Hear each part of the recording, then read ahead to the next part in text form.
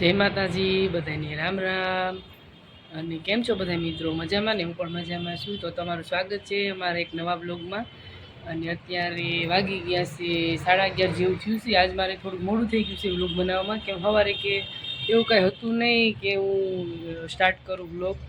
એટલે અત્યારે મેં બ્લોગ બનાવવાનું ચાલુ કર્યું છે. અત્યારે આપણે બનાવી છે રસોઈમાં આપણે મગની દાળનું શાક બનાવવાનું છે ને ઘઉંની રોટલી અને એવું બધું અત્યારે બપોરનું બનાવવાનું છે.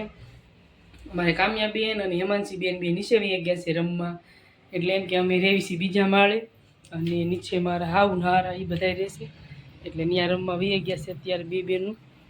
અને અત્યારનું વાતાવરણ કયો તો તડકો થઈ ગયો છે ફૂલ. જો અત્યારનો તડકો કેવો થઈ ગયો છે. અત્યારે તો બહાર જો અમારે પગ દેવાય એવું નથી, બહુ જ ગરમ થઈ ગયું છે. જો એવું છે અત્યારનું વાતાવરણ. આપણે ફટાફટ રસોઈ બનાવી લઈ અને કન્ટિન્યુ વ્લોગમાં બન્યા રહેજો અને સપોર્ટ કરજો. નવા હોય તો સબસ્ક્રાઈબ કરી લેજો અને વિડીયો જો તમને પસંદ જ આવે તો લાઈક કરતા જજો. અમારે આવ્યું છે પાણી અને અત્યારે વાગી ગયા છે 12:30. બપોર બેઠા જો પાણી આવ્યું છે. કામ્યાબેન જો નાવા બેન બેસી ગયા છે પાણી ચાલુ કરી. સમજો હું બેનને નવરાઈ દઉં ને અત્યારે જો સરસ મજાનું પાણી આવી ગયું છે. કામ્યાબેનને મજા પડી ગઈ નાવાની. સવારની નાઈ નથી એટલે અત્યારે નવરાઈ દેવાનું પાણી આવ્યું છે ને કામ્યાબેન. અને જમવાનું બાકી છે, નાઈ લઈ કામ્યાબેન પાણી ભરાઈ જાય પણ જમવા બેસું. જો અત્યારે બપોરનો ટાઈમ થઈ ગયો છે અને અમે બેસી ગયા છીએ જમવા. જમવામાં આપણે બનાવી છે મગની દાળ બનાવી છે અને ઘઉંની રોટલી છે અને ઠંડી ઠંડી સાઈઝ છે અને ભૂંગળા તળ્યા છે અને ડુંગળી અને ટમેટા સલાડ ને એવું બધું છે. તો હાલો બધા બપોરા કરવા. સરસ મજાનું જો દાળનું શાક બનાવ્યું છે, તીખું સરસ શાક બનાવ્યું છે દાળનું, મગની દાળનું અને રોટલી.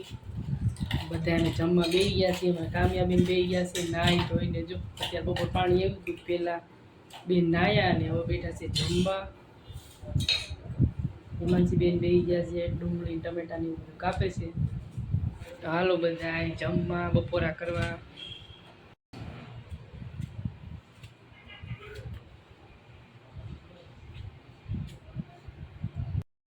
અત્યારે જો વાગી ગયા છે 4 અને પાછો વરસાદ થયો છે ચાલુ. અચાનક વાતાવરણ પાછું ફર્યું છે, વરસાદ થઈ ગયો ચાલુ પાછો. જો રમદી આવા ટાઈમે જ ચાલુ થઈ ગયો તો વરસાદ. અત્યારે 4 વાગ્યા તો વરસાદ થઈ ગયો ચાલુ પાછું. સાટા આવવા માંડ્યા છે.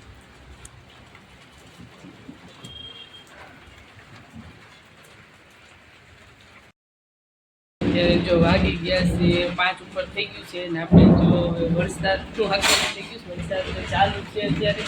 અને આપણે ચા પીવાનું મન થયું એટલે આપણે જો ચા મસ્ત મજાની બનાવી છે. એટલે કીધું અત્યારે વરસાદ જેવું વાતાવરણ છે તો આપણે સરસ મજાની ચા પી લઈએ. જો હાલો બધા ચા પીવા. અત્યારે જો વરસાદ ચાલુ થઈ ગયો છે. આપણે અહીંયા ફૂલ વરસાદ આવે. જો પવન એટલો છે, વરસાદ એટલો. અત્યારે જો બહુ જ વરસાદ અને પવન આવે છે. અત્યારે વાગી ગયા છે 5:30. 5:30 થયા તો બહુ જ વરસાદ છે અને પવન એટલો છે. અચાનક જ આવી ગયો છે વરસાદ. જો સવારે હતો ઉનાળો ને અત્યારે થઈ ગયું ચોમાસું. અત્યારે જો બહાર નીકળાય એવું નહોતું, એટલો વરસાદ પવન હતો. થોડોક પવન ઓછો થયો એટલે આપણે અત્યારે જો વાગી ગયા છે 7 થોડીક વાર છે અને આપણી લાઇટ વહી ગઈ છે અત્યારે ઘરે, કેમ કે વરસાદ હતો એટલે લાઇટ વહી ગઈ છે. અને અત્યારે હવે રસોઈ બનાવવાનું ચાલુ કરી દીધું છે, કેમ કે હજી લાઇટ ક્યારે આવે એનું કંઈ નક્કી નથી.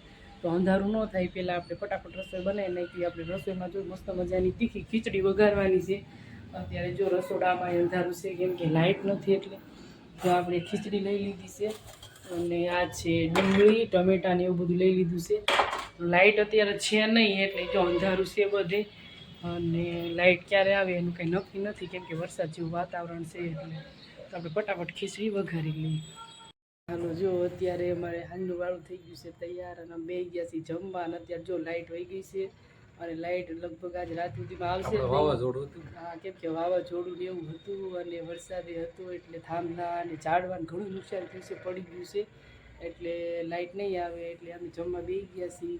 જમવામાં જો પહેલાં તો મસ્ત તીખી ચટણી બનાવી છે, અને આ છે ઘઉંની રોટલી, અને ખીચડી બનાવી છે, અને બપોરનું શાક પડ્યું છે. તો હાલો બધા હાંજનું વાળું કરવા, અને જો અંધારામાં તમને દેખાતું હાલો બધા જમવા અંધારામાં આવે. હા, આજ તો અંધારામાં જમવાનું છે. જો આજ મોબાઈલમાં ચાર્જિંગ નથી, છે થોડુંક, એટલે એવું છે બધું.